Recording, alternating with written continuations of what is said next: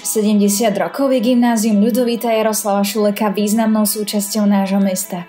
Tisíce študentov, tisíce absolventov sa v triedách tejto školy pripravovalo na svoj budúci život. V roku 1945 sa znovu otvorili brány gymnázia, aby sa v jeho triedách, laviciach a chodbách stali dospelými ľuďmi. Študenti toho dnešného gymnázia so svojimi pedagógmi pripravujú v týchto chvíľach slávnostnú spomienkovú akadémiu. Rebely, dramaťák, základná umelecká škola, hudba, ocenenia, ale hlavne vaše spomienky. To všetko pripravujeme pre vás.